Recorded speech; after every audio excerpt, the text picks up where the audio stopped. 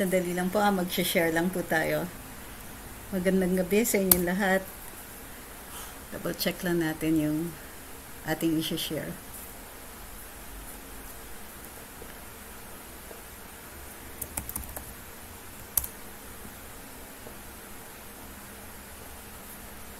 Okay, sandali lang po. Almost done. And, oops.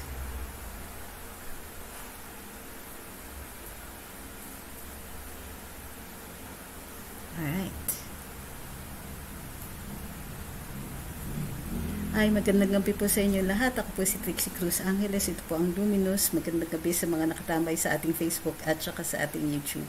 I did promise that we would go back live ngayong gabi. So, this is the second time today. Medyo, titutukan ko kasi itong kaso ni Mr. Ong dahil sa mga pangyayari sa Senado. And it seems that the President finds na it is significant enough kaya minimension niya parati dun sa kanyang mga kanina nag-address po siya sa bayan at in-address niya yung issues ng ating face masks.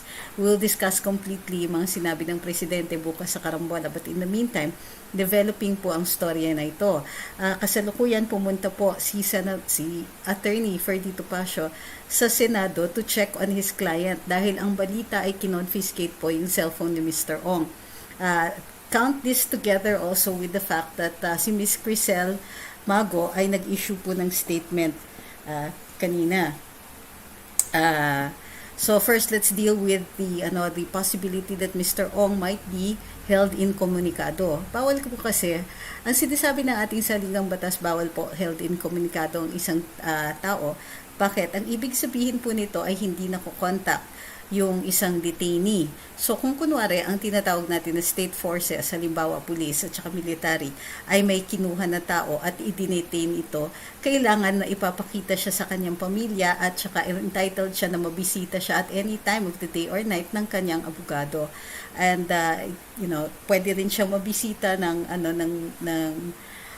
pare or other religious preacher or religious person so he can exercise his right to observe his faith. Ngayon,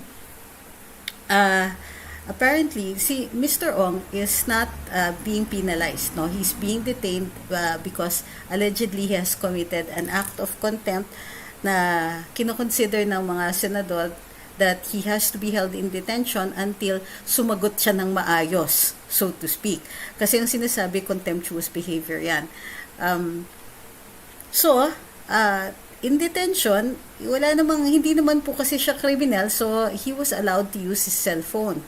Kanina lang po ng hapon, he informed his lawyer na hindi na po siya kinuha na po yung kanyang cellphone. Now, marami pong concerns dito sa pagkukuha ng cellphone. Among other things, what are they going to do? Now, bakit concern? Kasi then, earlier in the day, nung binisita ni Senator talaga, ni Attorney Topacio, yung kanyang kliyente, ay pinapaalis siya. Ngayon, alam naman po natin lahat na may right to counsel lahat ng tao at lalong-lalo na ang isang tao na nasa ganitong sitwasyon na nakadetain. So, nung una pinapaalis si Attorney Topacio, nagmatigas si Attorney Topacio at sinabi niya, well, you're going to have to bodily remove me from here. Kailangan niyo akong buhatin kung gusto niyo akong paalisin. Fortunately, they did not take that literally, so pinabayaan na lang muna siya. Nung umalis po si Attorney Topacio, kinausap si Mr. Ong nung Sergeant of Arms, si General Samonte. At sinabihan siya ni General Samonte, yan ba yung abogado mo? Tinatanong, o bigyan daw sila ng kopya ng engagement agreement, which by the way is confidential ha?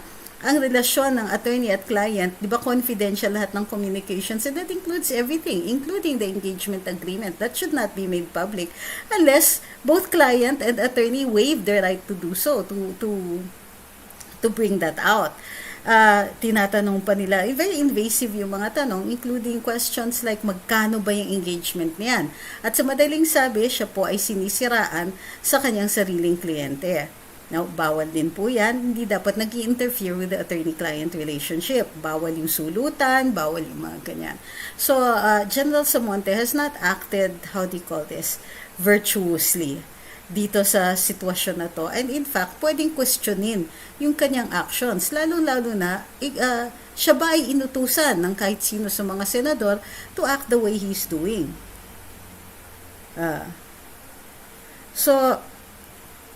um, Noong una, nagagalit tayo dun sa manner of questioning ng ating mga senador. And now, mas nakakaano na to. We're going beyond that. Hindi na po ito investigation. But they're actually, nagdidetain sila ng tao, tinatakot siya with the prospect na siya ay ililipat sa city jail at kinocompel na siya to testify in a certain way or to give some kind of information that he is either not ready or incapable of giving.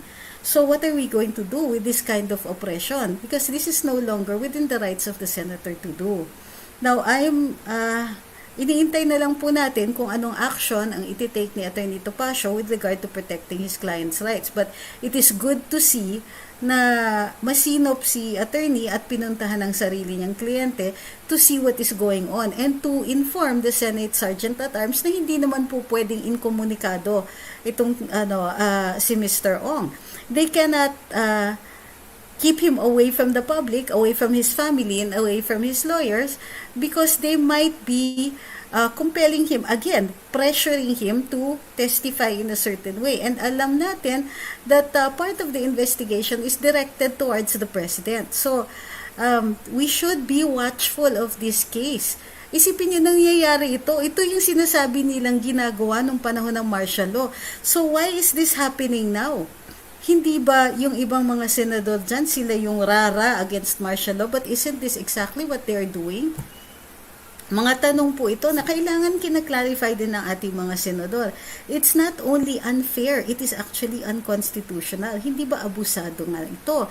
In fact, even the most the humblest of our citizens ay makikita na hindi na po ito tama. So, it's a good thing na nandiyan na nga si Attorney Topacio.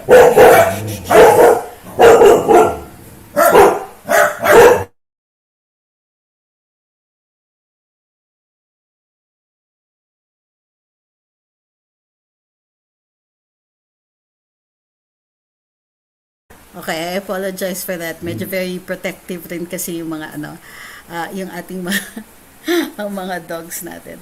Alright.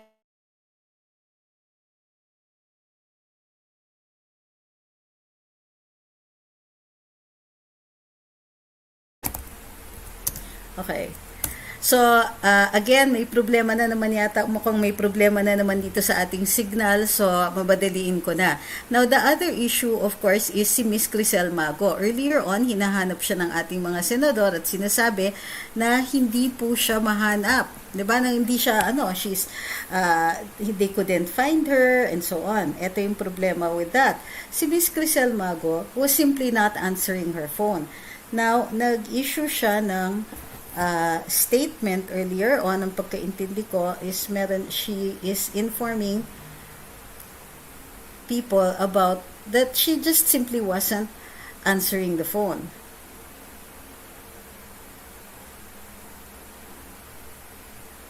Okay.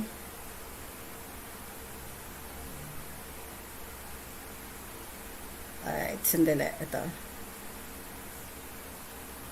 Sabi ni Miss Krizzle, maraming salamat sa lahat na nag-aalala para sa kaligtasan ko. Gusto kong ipaalam na okay po ako. Hindi ako nawawala o nagtatago. Nagpatay lang po ako ng phone because I needed to breathe. Nahihirapan na ako. Hindi ko na po alam ang gagawin ko. I felt pressured by some senators to answer a certain type of way para matapos na lang ang lahat dahil natatakot po akong makulong tulad na nangyari sa director namin si Linconn Ong. I want everyone to know that I was never threatened by anyone from family. Naging parang pamilya po kami and for that I am grateful. So, wala pong drama tungkol dun sa sa alleged disappearance ni Miss Mago. She just didn't want to answer her phone anymore. So, this is very unusual, di ba? For me, bakit ganito? Hindi na po ito tama. It's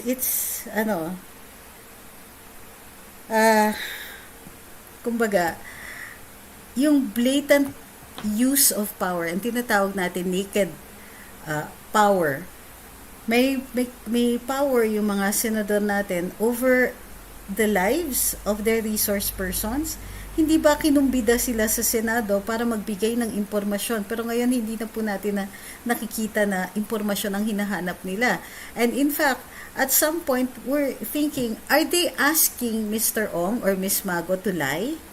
And not only is this unfair, it is outright criminal.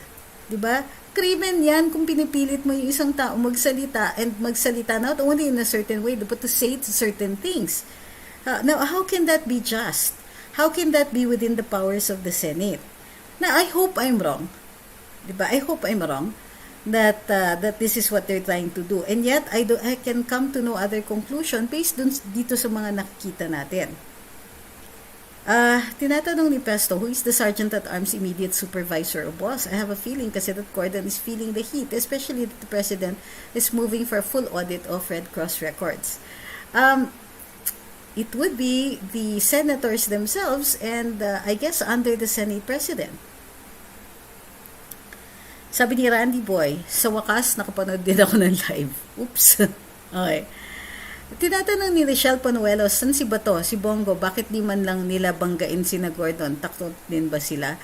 I suppose they're just biding their time. Ganito po kasi sa Senado and even sa House. It's an old boys club. Mahirap kasi banggain ang kapwa mo senador kasi if you want to be an effective legislator, kailangan mo yung mga kasamahan mo. Paano ka ngayon magiging effective na magpasa ng batas kung yung mga kailangan mo bumoto in favor of your law, hindi mo makuha dahil galit na nga sa'yo. So, the collegial nature of both the Senate and the House, it works against the personal rights. So, yung mga ganito, pagka nagkaganon ng ganitong issue, paano nila i-address? Kasi parang you have to weigh. One, magagawa ko pa ba effectively yung trabaho ko? Or should I address this issue right here and right now? Diba? I wish our senators didn't have to make that kind of choice. But there it is. They're forced to make that kind of choice. I'm not saying that it's a good thing. I'm saying it's a terrible thing. And yet that's what's happening now. Going Avgeek by Ian says, feeling ko na psychological torture na rin si Mago, kaya ganon. As a psych grad, I understand the pressure and stress. Okay. I want everybody to just keep this in mind, na ganito po ang nangyayari sa Senado, and this is what is happening, what is being done by our senators to ordinary citizens. Parang, at the start, maintindihan ko na, sige, may ganitong balita, let's find out. Now, they already found out. Maayos naman yung pagka-bid, maayos naman yung pagka-deliver. Hindi enough. They started with face masks, now nandito na sila sa face shields. At sinasabi nga ng Presidente, ano ba? Ang plastic nga, ilang generation bago yan mag-degrade. And so, what are they talking about? It explained naman din ni Secretary Duque na there are portions of the face mask that do deteriorate over time, pero nag-inspect naman sila ng mga dineliver at hindi naman po, wala naman pong issue dun sa mga face shields. So again, why all this outpouring of so many actions that are already oppressive? There's only one conclusion that we can come to. Yung pag-oppress dito kay Mr. Ong, kay Krizzle Mago, is to hold them hostage. Nakikita ng Presidente, ito pinapahirapan itong mga to, and they make him feel responsible for this. Or, parang palalabas nila sa taong bayan, ayan, you make a deal with the President, ngayon nilalaglag ka nila. Parang ganon. To create the impression that the President doesn't care, or that he's willing to let people suffer to protect him. Now, that is not what is happening. If anything, the senators should not allow anybody to suffer under their watch. Tinatanong ni Andy Bautista, I hope no relation to the one with the whips and chains, or whip. Okay, would you know if Miss Mago already seeks counsel or a lawyer? I'm assuming that she, at the very least, has been advised to seek counsel or a lawyer. Sabi ni Dodge, ganito ang galawang diktador. at mapaniil. Never ginawa ito ni PRRD. Ang binabangga ni PRRD ay mga negosyanteng may atraso sa buwis at batas. Even more, the President goes after people who are in government. Kasi yan talaga yung nasa jurisdiction niya. He will go after private persons only if they're in cahoots with government or they are out and out criminals, such as yung mga drug dealers, drug lords, and so on. Sabi ni Ma'am Josie Evangelista, ano masasabi ninyo? May napanood po ako na kini-question po ni Mr. Marcoleta, yung CPA na nagsabi na due diligent daw ang family. I'm not sure what the circumstances are during the time of that questioning. Ito, Ma'am Josephine Luistro says, final and executory na pala ang disallowance niya sa SBMA. That is correct, which means you either have to liquidate or you return the money. RV Vallejo says, pwede bang kasuhan si Gordon at Ong at Mago kung nilabag nila ang rights nila? Okay. I keep getting asked this question. Guys, I need you to read dun sa Luminous kasi ilang beses na po naming sinasagot yan. Yes, pwede po silang kasuhan. I doubt if they can be a criminal case right now, right here and now, unless the case will be filed against the sergeant at arms for the confiscation and for trying to keep Mr. Ong away from his lawyer and so on. So I'm pretty sure that Attorney Topacio will be preparing those cases na now. As to whether or not the senators can do this, yes, they can be sued before the Supreme Court to check the extent of the jurisdiction. Pwede pa ba nilang gawin ito? So yes, they can be sued. What I'm saying is that they can be sued, but there's no guarantee that anybody's going to win. Kumbaga, it's a toss-up. But yes, they can be sued. So guys, wag na nating ulit-ulitin yung tanong, can they be sued for this? Yes, they can be sued for this. But it is up to the lawyer to determine ano yung case na ifa-file niya. Ang tinatanong ng iba dito, wala bang criminal case yan? I doubt it. Okay? I doubt it yet, right now. Kasi nga, they do have the power to find a person in contempt and to hold him until he ceases his contemptuous behavior. Now, if the detention has become in the nature of a penalty, then ayan, nagiging parang arbitrary detention na po ito and so on because there is no due process involved. Okay? Pag tinanungan niyo ako, di ba may due process ito? Papaalala ko po sa inyo, ako nga yung nagsabi sa inyo na walang due process dito. That's why you're capable of asking that question. So please don't badger me anymore. Can someone order an audit of the Senate's office supplies? There's a high possibility that their unit price is much higher than the nearby suking tindahan. It's common knowledge that when you buy supplies at stores, you're asked kung gobyerno ba o personal. Yeah. Will you explore the new Senate building's progress in your future topics? It depends if we get information on that. Apollo says, si Atty. Trixie lang malakas, buti nakaabot pa ako. Okay. Romel Palmado says, nagpapaantok na lang ako ngayon, parang sumikip pa dibdib ko na mabalitaan ko yung parang tinanggalan nila ng karapatan yung resource person sa Senado. Masyadong garapal yung ginawa nila, kaya dapat may maparusahan dyan. So, I'd also like to remind you, ito yung statement ni Ms. Mago, ha? Nahihirapan na ako. Hindi ko na po alam ang gagawin ko. I felt pressured by some senators to answer a certain type of way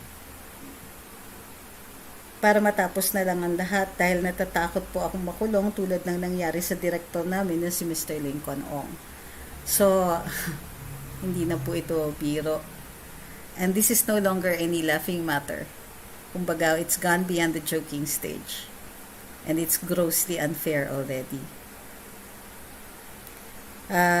Huwag mo na kasing basahin ng paulit-ulit na ito para di nakakainis, kulit ka rin eh. Itong si Vinilio, ano bang gusto mo? Gusto mo wag na lang manood.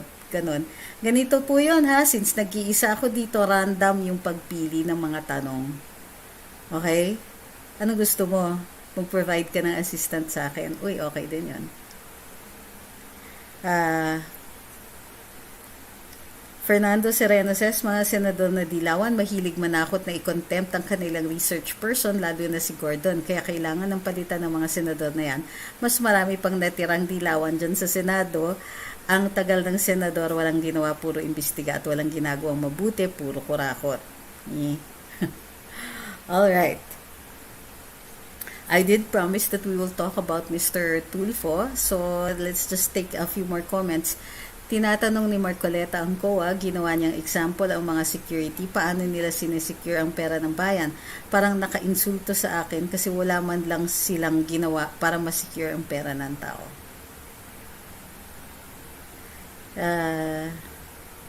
Ikukulong ba nila si Mago pag hindi nila nakuha ang gusto nilang sagot? Well, they'll consider it in contempt. Kaya nga, kailangan ng questionin yung mga ganyan. Eto, Deo Cruz says, how can we invite investors kung ganyang karumi ang pamumulitika? Dapat may death penalty din sa mga korap na politiko. Yep. Alright, let's talk about Mr. Tulfo now. Dalawa po yung nakita natin na responses ni Mr. Tulfo dun sa mga batikos sa kanya tungkol dun sa sinabi niya. Now, merong isang portion na dinideny pa niya yung kanyang sinabi, and then there's another where he says na matagal na po, that none of his statements should anyway be construed as yung pambabatikos or na binabangga niya ang presidente. He cites na matagal na po sila magkakilala at matagal na po siyang supporter ng ating Pangulo. I think that Mr. Tulfo is really affected by the comments about him at saka yung mga nag-unsubscribe at nag-unfollow. Although he has so many followers, I doubt if he will really feel the brunt of it. Ang ano na lang is that at least he understands na may sentimiento din tayo. May mga sentimiento yung mga taong nakarinig sa kanya at nabasa yung kanyang mga statements, and they feel that the president has been unduly criticized or has been attacked by that statement. And in fact, not just the president, but those who support the president. Halimbawa, yung tinatawag nating DDS, yan ang sinasabi niya, 16 million na bumoto kay presidente pagkatapos as against 42 million subscribers, which I think was what people were reacting to. Ngayon, ang sinasabi niya nung una, binababoy daw siya, tapos tinatawag niyang baboy yung mga persons na nambababoy sa kanya. I think that was kind of a very repeated phrase, often repeated phrase. Maybe Mr. Tulfo was being emotional, but that was ill-advised for him to react that way. I understand that he might be running for the Senate. He did clarify na hindi po siya tatakbo para sa vice-presidente at hindi daw tunay, hindi daw totoo yung balita na ganon. And so I think Mr. Tulfo understands that there's some things that he says that people will really react. And I understand this is the first time that such a thing has happened to him na marami pong nag-express sa kanya na hindi sila natuwa dun sa kanyang sinasabi. So, it's like a system of checks and balances. Meron tayong karapatan magsalita, and some people are more powerful because there are more people who listen to them. That's power, eh. You're being able to speak to a wide audience, and a wide audience wanting to hear you speak, wanting to hear what you say. That's very, it's powerful, and as you say, as they say, power can be intoxicating, nakakalasing. And when people check what you say, like most of the time people are natutuwa sila dun sa sinabi nyo, pero may times na hindi sila matutuwa kahit tama ka. 'Di ba? May mga levels of understanding pa. Minsan some people either misunderstand you or deliberately misunderstand you. So I think Mr. Tulfo should consider this as a good thing. Marami tayong pagkakataon na matuto habang buhay tayo, may pagkakataon matuto at saka may may capacity tayo matuto. So in this case, it's either he learned from this what people don't really like to hear, or kung ano yung mga sentimiento ng taong bayan. They may be subscribers, meaning gusto nila siyang mapakinggan, but it also doesn't mean that that they will agree with everything that he says. So let's see what happens next. A lot of people are are unsubscribing, pero tingnan natin if magtuloy-tuloy yan. Personally, since I've never subscribed to him, I can't unsubscribe. Ganon. There are times talaga that I find him hugely entertaining. I don't subscribe and I don't regularly watch. Pero pag yung pumadaan yung mga excerpts dun sa ating newsfeed, napapanood ko din naman. So, in many cases, he's very funny and I find him funniest pag siya yung tumatawa. Naintindihan ko po yung audience ko mismo, yung pag tumatawa ako, nahahawa sila. So, si Mr. Tulfo has that effect on me also. So, para sa akin, I don't really mind yung kanyang program or anything like that. Diba? I neither like it or hate it. But, kumbaga, I acknowledge na may karapatan siya to put up his own show because that's freedom of expression. And if I don't like it, I have the option to not watch it. But the very little ones that I have watched, I find hugely entertaining. And I understand kung bakit maraming nagsusubscribe sa kanya. Nagugustuhan ko din yung ginagawa ng mga tao na gusto nilang iparamdam kay Mr. Tulfo yung kanilang saloobin and they're doing it by unsubscribing. So, message received naman po yata. Let's see what happens next.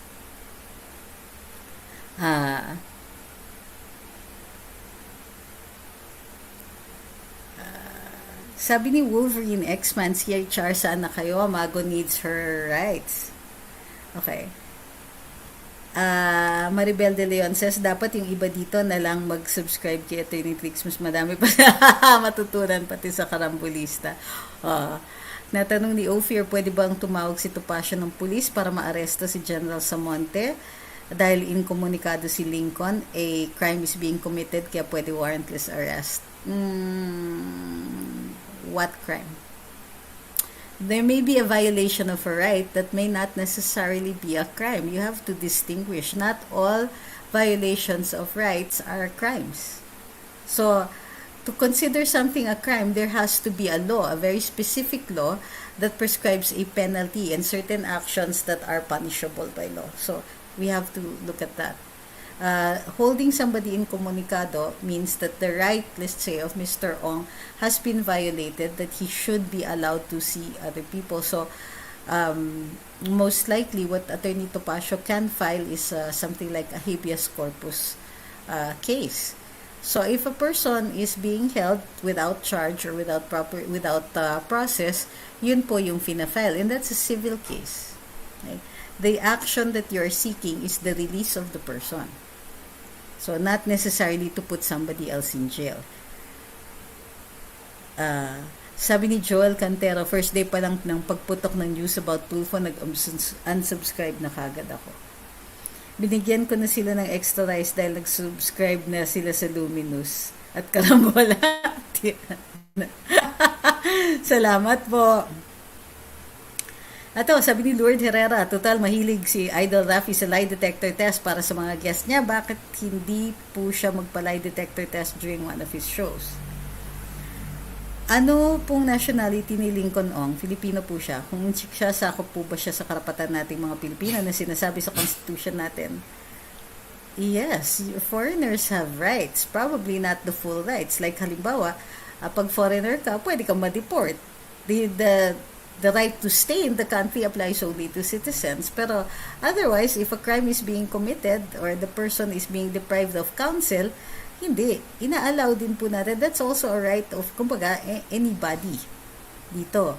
Pagka foreigner yon at may due process dito sa Pilipinas, kayong right to due process ay mapapasa kanya din, lalo-lalo na in criminal cases. Diba? Sabi ni MJ, Tulfo has apologized that he can say that to the Marines. We are not bimbos. Oh, I didn't know that he apologized. But I think that's a good sign, na nag-apologize siya. It means that he acknowledges yung feelings ng mga nag-unsubscribe sa kanya. I'm not saying you should stop. You should do whatever you feel is right to make him feel what you feel. But for me, I also acknowledge the fact that he apologized.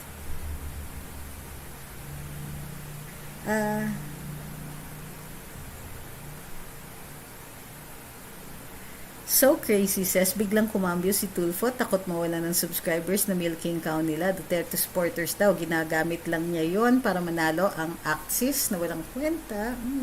Walang ginawa sa anti-terrorism. Letty Jensen says, nag-unsubscribe na may lahat sa kanya, Tentex. Huwag niyang tikasan ang mga Pilipino. Nice. Sabi ni Joel Cantero, 826 na tayo dito. Mag-like naman kayo, please, para maikalat ang video na ito. Oy, maraming salamat sa paalala, ha? Ito sabi ni JMEDZ Together. Sa mga bagong subscriber ni Luminous, congratulations. Mas madami tayong matututunan dito. Yes, but there are other vloggers who are hugely entertaining. But I'm really, really grateful para dun sa mga nagsusubscribe. Ito, Hadje Michelle Lucio, please don't put words into my mouth. That's so unsanitary. Sino may sabing ayaw kong isupport si BBM? Paki-explain nga. Just because I say Sarah run, doesn't mean I don't support BBM. We don't even know at the time that we're saying that. We didn't know, well, we don't even know up to now if Senator Bongbong is going to run for president. So how dare you say na ayaw ko? Where are you getting this information or this misinformation? So, yan ang kinaiiritahan namin dyan sa Luminous. That's why we always tell people, please read carefully. At any time, did I ever say na ayokong suportahan si BBM? And if you're conjecturing, tigilan na.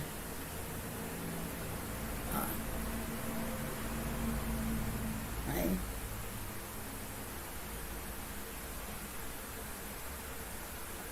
Ito, sabi ni Muhammad Jacob, imagine Tulfo calls his own video fake news that shows anong klaseng pagkatao meron ng Tulfo na yan. Mukha nga siyang fake. Arafat Pokaan says, good morning. I think we need to hire mods to manage the chats and questions during your streaming sessions. I think that if you're going to suggest that, you have to take into consideration that I don't do this full time.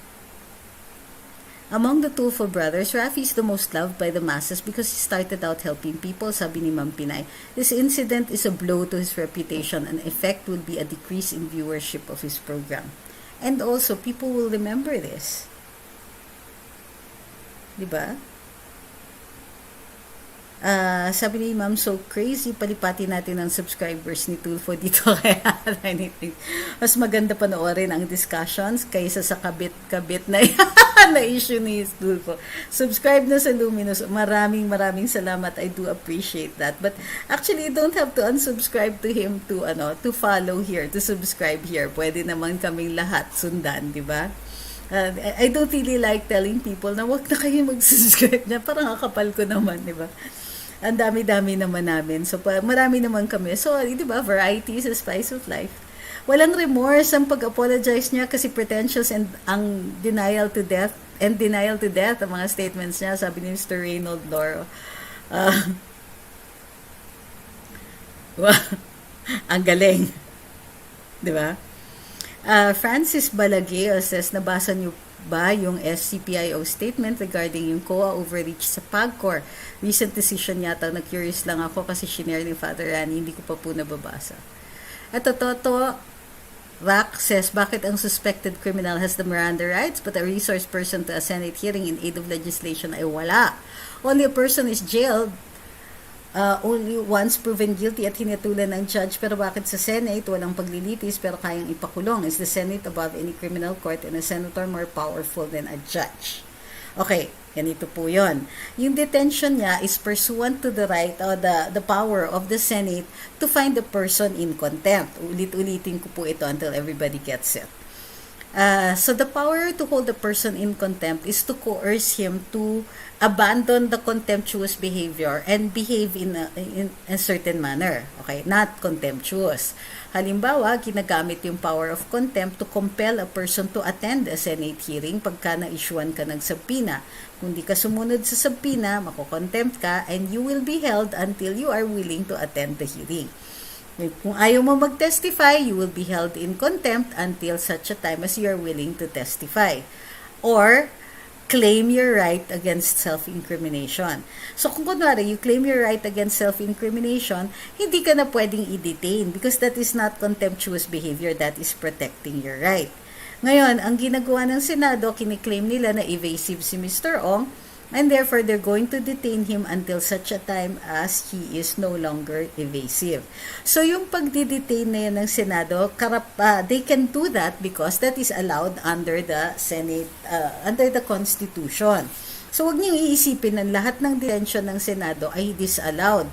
But once the detention becomes in the nature of a penalty cannot be imposed kung wala itong due process. And usually, if it is a penalty detention, then kailangan dumaan din yan sa court. So, yung pagpasa kay Mr. Linconn doon sa city jail is going to be, can be questioned before the courts as an overreach on the part of the Senate or in excess of their jurisdiction. Kasi it becomes a penalty and the Senate is not a court, so the issue has to go to the courts bago siya i-detain or to be held in prison as though he is a criminal. Okay? So, June says, habang papalapit ang elections, nagsisilabasan ng mga plastic na mga politiko, kaya tayo mga Pinoy, vote wisely, yan lang ang time para makabawi tayo sa mga pang-abusong politiko. Ano ninyo, very eloquent kayo. Ininsulto niya intelligence ng mga Filipino para i-deny ang video niya. Well, I agree that was ill-advised, bad judgment on his part to claim na hindi naman niya ginawa yon, because the video of him saying that has been going around. Kung ako, I would have issued an apology very early on. Wala naman pong nawawala kapag tayo nag-apologize and to admit that we do make mistakes, we're human. So, di ba? Kaya ako, I always tell people na makasalanan tayo.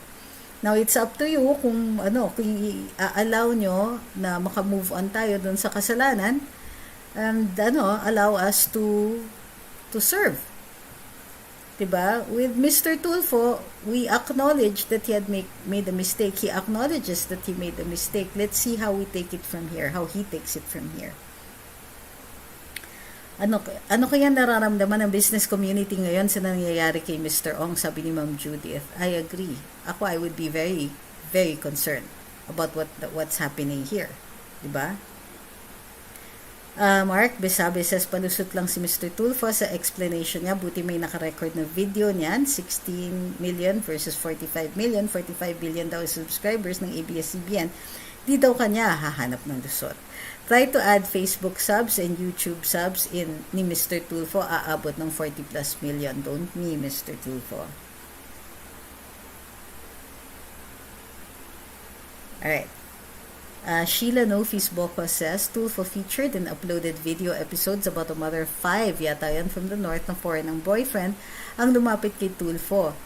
Na foreign boyfriend ang lumapit kay Tulfo regarding sa millions he lost with regards to the woman. The video's gone viral that leads the woman to commit suicide. At that time, nasa station yung foreigner. Live telecast yun. Oh my. Oh my. I'm sorry to hear that. I did not know about this. Daming Pinoy na nagsasabing vote wisely pero pumabase naman kung ilan yung bigay. Di ko nilalahat kung pikon ka, guilty ka.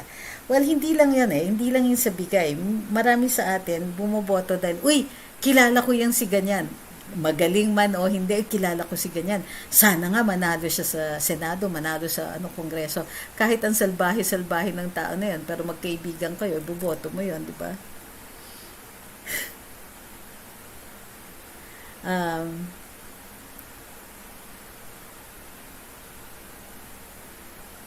May reaction kaya mga utol ni Rafi sa mga sinabi niya about 16 versus 42, sabi ni Paul, if they're smart, they'll leave it alone.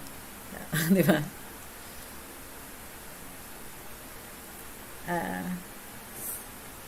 Sabi ni Ma'am Irene, honestly, sa sobrang pabiti ni Mayor Sara Duterte, itinubuan ako ng nervyos gaya ni Miss Crisette. Haha, kaya deadma ko na muna updates ng mga tatakbo until the final day.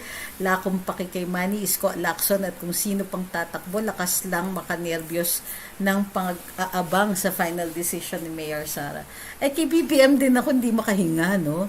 Kasi noong una kala ko, ayan, ninominate siya ng KBL. Yung pala hindi niya tinatanggap and he's saying that he wants to take the full amount of time to think about it. So, 'di ba? Kaloka, sino ba? ah, Ma'am So Crazy says, akala ko po siguro yung tool for mako-convert ang subscribers to actual voters. Haha, di ba niya alam, ang isang tao pwede meron multiple YT accounts? Mga marites naman, karamihan sa mga subscribers na yan.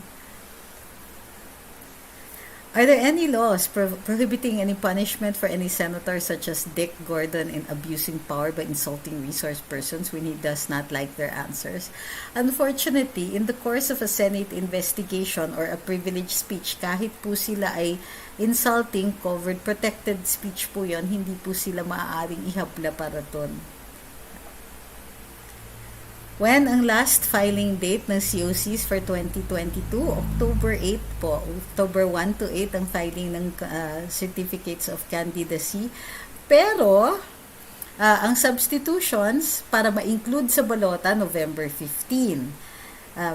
Pero, any other substitutions, yung hindi na mapapalitan yung balota, ay kahit hanggang voting day itself. At yung votes will be counted in favor of the sub. Sabi ni Ma'am Rowena, why not running for senator para naman madagdagan ang may utak sa Senado? Kayo naman, ang bulalo nga may utak din eh. So marami yata ang bulalo dun sa... No, I don't know. I don't want to do anything that would be ill-advised. So, Romel Medina says, nag-expire lang yung face mask at face shield para magamit sa loob ng operating room. Pero pwede naman magamit sa ibang purpose yon, kagaya ng paggamit sa publiko. Big deal ba yon? Di naman nabubulok. Yeah, not only that, in-inspect at they're still, for whatever purposes, they're going to serve, di ba? They can still be used. Sabi ni Ma'am Erin, November 15 pa kami ninervyos. Ayoko na ngang isipin eh. Alam ko po yung nervous ninyo, pero ayokong isipin. Ganito po kasi yon. So, yung mga ano dyan ha, yung mga magpipilit na ayaw namin kay BBM, wala kaming sinasabi na ganon. Ang dream team namin, Sara BBM. So, kung si BBM lang tumatakbo at walang Sara, kakabahan din kami niyan. 'Di ba? Jex Adrineda says, magli-leave of absence si Inday Sara during the last week. Alam na this. You know, I don't think we can even make any conclusions about this. Magaling lang talaga ang mga Duterte sa ganyanan, yung mga collective. Hindi mo alam kung anong gagawin, di ba? Sabi ni Doge, sa tambayan nyo with Atty. Ahmed, namulat ako kung ganong kawalang hiya mga nasa Kongreso, both houses. Tama po talaga kayo to vote fresh faces and vote wisely. Totoo yan. Hang ngayon, kahit isa sa kanila, ni Mayor at BBM, wala pang sagot. Sana sila na magtandem, siguradong babaha ang boto nila ng mga OFWs. Ito, Guardian Mindanao says, is Rafi tool for really helping or exploiting? That's an excellent question. A lot of people are saying that itong sina Mr. Tulfo encourage a shortcut to the system. Although, ako, nakikita ko, ang mga pumupunta sa kanila are people frustrated with the system because they don't really understand it. So, ang naiintindihan lang nila is pumunta dito sa Tulfo Brothers para humingi ng tulong kasi the system is not working for them. What we need to do is, because there's a big demand for the services of Mr. Tulfo or the Tulfo Brothers, it means that nagkukulang pa tayo dun sa pag-aabiso, pagbibigay kaalaman sa mga ordinaryong mamamayan na hindi nakakaintindi ng proseso ng batas. And how sometimes we have to accept na hindi ayon dun sa batas yung ibang mga ginagawa natin. Constantine says, matanong ko lang po, yung foreigner ba na nagpa-convert ng Filipino citizen, pwede din ba silang bumoto? Yeah. Ang hindi nila pwedeng gawin ay tumakbo. 'Di ba? Natural born citizens lang. Sabi ni So Crazy, nag-file daw po ng leave si Mayor Sara October 5 to 8. I am keeping my fingers crossed. Akala ko lalabas siya ng bansa. Diyos ko, hindi na, walang makahinga, no? Sabi ni Ron, uy, Passion, grabe ka ha. Past 12 na may 2K viewers ka. Kung kay Lenny, nga, tanghaling tapat 168.5. Ayon dito sa aking StreamYard, ang total number of viewers right now is 3,182 on both YouTube and Facebook. Not bad, you guys. Thank you for the support. Alright, ano pa yung mga legal issues dito na dapat natin pag-usapan?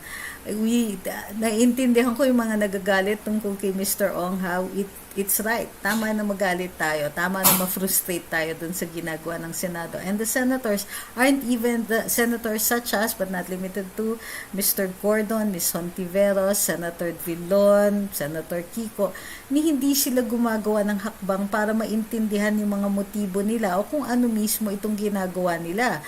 Ang pinag-uusapan dito sa social media, bakit na nagmumukhang oppressive na po yung ginagawa ninyo, pero hindi nila sinasabi yun. Ang sinasabi nila, dapat hanapin natin yung anomalya dito, may corruption dito, kailangan parusahan. Nakakalimutan nila trabaho po ng ombudsman yun. So, the best that they should have done would have been refer the matter to the ombudsman para ombudsman po ang mag-imbestiga. Also, kinlian ng COA. So, anong gagawin ninyong ebidensya? Kahit yung sa Senado mismo, wala silang maiproduce na ebidensya. Kasi sa totoo lang, kung meron ditong evidence na tinatawag nating viable para magamit sa hukuman, tumigil na sila at sinumite na nila ito sa hukuman. At naggagalak na sila tungkol dun sa nahanap nila. But no, may isa pa pong Senate hearing na ipapatawag. Diba? Ito, sabi ni Wow, hindi po kaya napagkamalan lang na expiry date yun ng manufacturing date?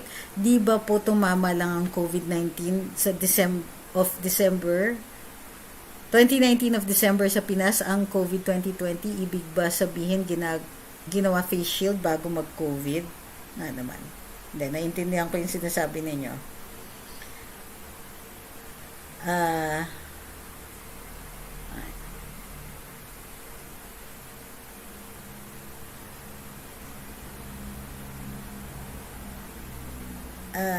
I understand may lalabas na statement. I'm not sure if we're cleared to bring this out. So,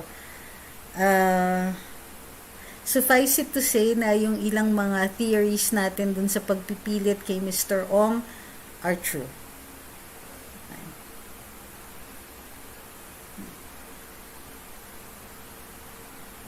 Nagpapasalamat ako dun sa lahat ng mga taong nag-e-effort talaga na ihatid yung impormasyon sa amin.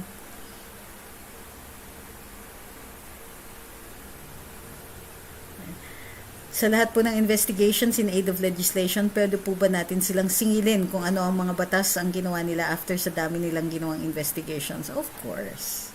Of course.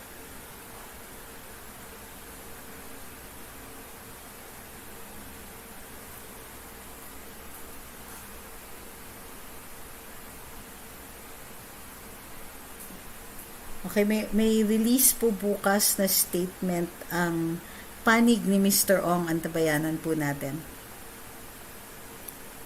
Ito, what if both Sara and BBM would run for presidency? Who will be your president?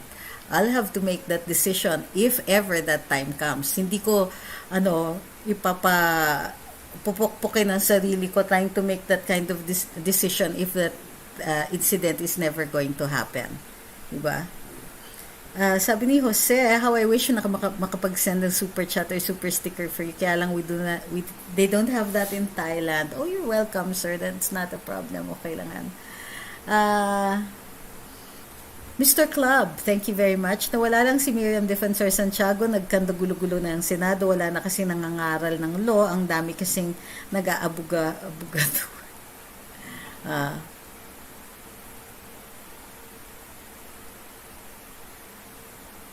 Ops, sabi ni Roy, ombudsman time check. It's midnight na, gusto nyo maging sikat, bahala kayo, basta ako tulog lang, sarap buhay, walang kasong hinahawakan. Ano daw? Alright, so let's wrap this up, or let's recap. Si Mr. Ong po ay kinonfiscate ng cellphone, which is, which seems to me highly irregular, kasi hindi ba naman po ang detention ng Senado sa detention ng isang tao who has committed a crime. Diba? Thank you kay Ma'am Jackie Tonhock noon. Sabi niya, replay na naman kasi mahina ang net dito. Tulog na lang ako. Good night. Please be safe. Thank you for your super chat, madam. Alright. So, bakit concerned tayo dito sa ginagawa kay Mr. Ong? Because it can happen to any of us. Mr. Ong, as well as Ms. Krizzle Mago, are both private citizens. Normally po, pag investigasyon na ganito, ay yung mga tao na gumawa ng krimen, yan ang pinag-iinitan. Pero once there is clearly a crime, nire-refer yan to the Ombudsman or to the DOJ for investigation by the NBI, kung kulang naman yung ebidensya. So, para kalap ng ebidensya, we leave it up to the actual investigative bodies. The Senate's investigation as well as the House ay pursuant ito dun sa kanilang paggagawa ng batas. Sa madaling sabi, paglalagap ito ng impormasyon o research ito para maayos yung mga batas natin. Either gumawa ng bago, i-amyendahan yung luma, i-repeal yung luma, o mag-decide na, wait, okay naman to, the law is working as it should. Meron din kasing oversight functions ang ating Senado at House para tignan kung maayos yung pagpa-execute o paggamit ng batas at kung maayos ang operasyon nito. Yung mga ganitong hearings, maaari din dinggin yung sa oversight functions nila, maaaring in the form of an investigation din po. Katulad po ng ginawa nung si Senator Coco ay head ng electoral reform. Nagpatawag ng investigasyon lalong-lalo na tungkol dun sa 2016 elections kung saan ina-allege ni BBM na siya ay dinaya at may cheating that was done by the side of Miss Leni Robredo. Okay? Ang ginagawa kay Mr. Ong is not only that, yung pag-confiscate ng kanyang telepono is makes it appear na he is being held incommunicado. Hinaras or at least sinabihan yung kanyang lawyer na hindi siya pwedeng kumausap sa kanyang kliyente, at sinabihan nila yung kliyente na wag nang mag-abogado or wag yan, at pinakikialaman pati yung engagement nila, pinakikialaman pati kung magkano daw binabayad sa kanyang abogado, which is too much intrusion already. Teka muna, Senate lang kayo. Senate security lang po kayo. Ang purpose ninyo is to hold him for his contemptuous behavior. Pero walang nakalagay doon that he cannot be allowed to communicate with his family or with his lawyer. So nakikita na natin dito palala ng palala ang sitwasyon doon sa Senado, nagiging malupit at oppressive na ang mga senador na nagko-conduct nitong investigasyon na ito. At wala pa sila pong maayos na basehan. Ang sinasabi nila may korupsyon. Pero dun sa nakikita natin, ang nangyayari ay nagpipilit lang sila ng mga admission sa ating mga resource persons. Kapag pumunta sa hukuman yung mga ganitong klaseng testigo na masasabi ng mga saksi na pilit po natatakot na po kasi kami kaya ganito na yung sagot, makikita natin na maaari na natin ipa-review ito sa ating hukuman. Nag-dare na ang executive to Executive Secretary Salvador Medaldea, dinidare na nila yung mga senador, file your case in court, para namang hindi masyadong dehado itong mga resource persons. Kasi ang ginagawa ninyo, binubuli nyo lang dyan. At least kung i-file ninyo yung kaso, may pagkakataon silang sumagot at mapagtanggol ang sarili nila. Ika nga ng presidente, hindi ka naman nakakapagpa-explain dyan sa Senado. Tatanungin ka, tapos i-interrupt ka pagka meron kang ine-explain. Or pag ayaw nila yung sagot nyo, they will badger you until you change your answer or malito ka, which is also very unfair. Okay? So ito, sabi ni, taking the cell phone away from a resource person, nawala ko yung comment. Diba? So, tandaan natin, hindi na tama itong ginagawa, or at least it it violates our sense of justice. Na-outrage tayo na, wait a minute, why are you doing this? Hindi na po maliwanag kasi dati nang tinitingnan ninyo ito, nag-umpisa kayo ng investigasyon kasi yung sinasabi ninyo may overpricing. Ngayon nandun na kayo sa alleged pagpapalit ng stickers. When all you have is an admission that you browbeat into a resource person, wala man lang kayong object evidence or documentary evidence, pero ang sinasabi ninyo, we don't need Miss Mago. We have enough evidence as it is. If you have enough evidence, where is your case? Diba? My goodness! This is not what is taught in law school. Sinasabi yan tayo, and especially para dun sa mga abogado sa senado na gumraduate sa College of Law. Ang pagkakatanda ko, hindi naman dapat ginagamit ang batas para mag-oppress ng ibang tao. Tinuturo naman po yan sa atin. I may not be perfect in following that, but certainly, itong mga tao that we look up to as our seniors, Senator Drilon, who was exemplary, magaling na abogado si Senator Drilon. I understand na si Senator Gordon also worked with ACRA, and ACRA gets the best. Diba? So, I'm not sure if Senator Kiko actually litigated in court. Pero, ang nakikita ko dito is hindi naman po pushovers, intellectual pushovers yung ating mga senador who are conducting these investigations. And so, they know the law. Alam naman po nila kung ano yung tama nilang dapat ginagawa. And yet, eto tayo, feeling outraged dun sa mga pangyayari. Kahit yung mga sa atin na hindi naman abogado o hindi bihasa dun sa mga batas, ay nakikita natin na hindi na po tama itong pangyayari na ito. Ginagawa nilang, pato, o si Mr. Ong at si Miss Krizzle at yung ibang mga empleyado ng family, ginagamit nila parang para tamaan ng presidente. Kumbaga hostage na to, hostage situation na. And they're not exactly doing itong pag-confiscate ng cellphone. Bakit? Anong gagawin ninyo sa cellphone ni Mr. Ong? Papakialaman ninyo? Papakialaman ninyo yan. That violates the constitutional right to privacy of communications. And you're a state, you're state agent. Di ba? Para kayo yung law enforcer sa loob ng Senado. Why are you doing this? Di ba? Senator Gordon, hindi na po ito tama. Parang hindi na, ang hirap nang i-explain. Kasi as much as possible dito sa Luminous, we try to show what the law is. And kahit ayaw natin yung tao, kung mali or tama sila, sasabihin natin, tama o mali sila, regardless of anong panig sila. Pero dito, hindi ko na po nakikita kung ano yung excuse nila for this. Sabi ni Gentle Rain, sino yung nagbawal sa kanya to get a lawyer? Hindi po binawal to get a lawyer. Nag-i-interfere sila dun sa pag-communicate niya sa lawyer niya, tapos sinisiraan ang abogado niya sa kanya. It's General Samonte, who is the Sergeant at Arms of the Senate. What law is that? Wala nga. At sino yung senador na nagbawal sa kanya kumuha ng lawyer? Please listen carefully. Hindi po namin sinabi na bawal siyang kumuha ng lawyer o pinagbawal siyang kumuha ng lawyer. However, yung mga senador then did not inform Miss Mago that she had a right to counsel. Diba? Dapat inaalaw yung abogado doon. And for the lawyer to interfere and tapikin yung kanyang kliyente kapag lumalampas na dun sa na siya mismo ay lumalabag sa sarili niyang karapatan. Diba?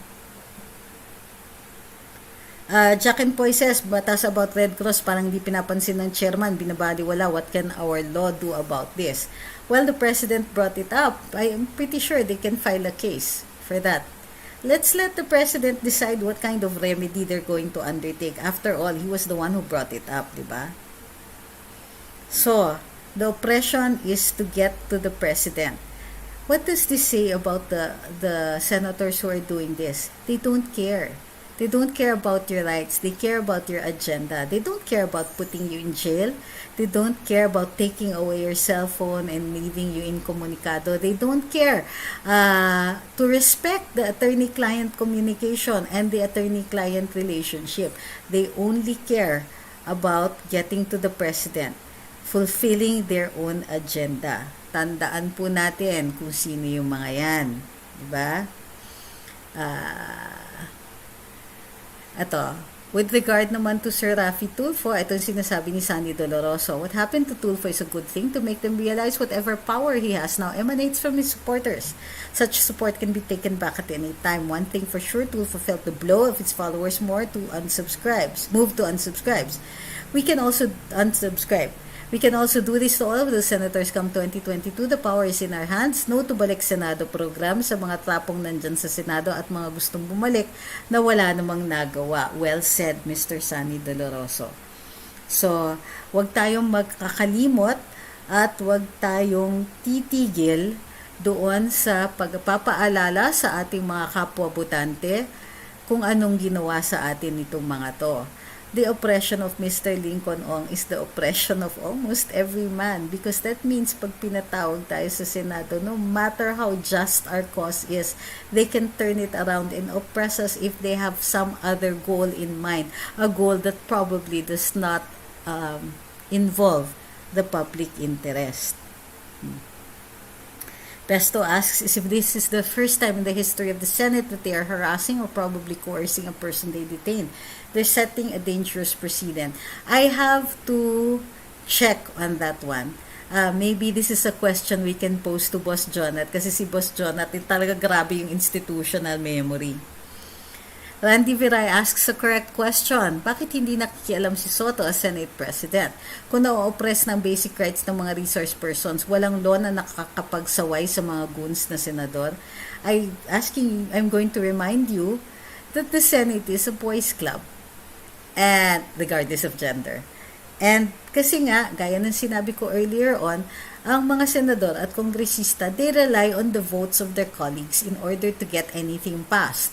They want a resolution passed, they have to talk to all of the senators so that a majority will vote in their favor.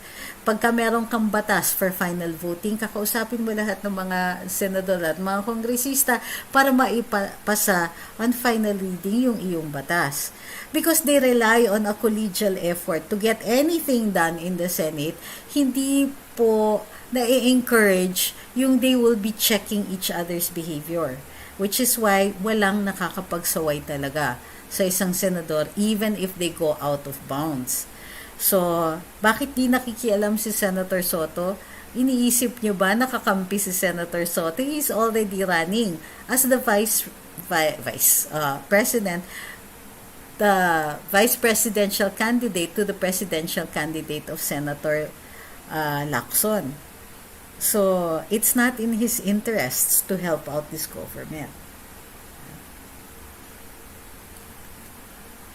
Merla says, sabi ni Ben Tulfo, di daw niya alam pag-iisip ng kapatid niya na si Raffy, siya po ay nagsiservisyo sa publiko. Sorry. Okay. So again, maraming salamat sa pagsubaybay sa Luminous ngayong gabi. May karambola po tayo bukas ng alas 8 ng umaga. So, huwag kakalimutan, like, share, follow, and subscribe. Para dun sa mga nasa ating Facebook, don't forget to check kung nakafollow pa po kayo. At kung hindi kayo nakafollow, bakit di pa kayo nakafollow? Follow na. Para dun sa hindi pa po nakasubscribe sa ating YouTube, subscribe na po para you don't miss a thing. Well, see you on Karambola. Maraming salamat. Remember what the Senate has been doing, ha? Huwag natin kakalimutan yan. Baka sa Mayo, makalimutan natin. Papaalala ko po sa inyo. Ulit-ulitin po natin. Tandaan, ang tabayanan din. Bukas may pa-announcement na po ang panig ni Mr. Ong. Maraming salamat sa inyo lahat. See you on Karambola tomorrow.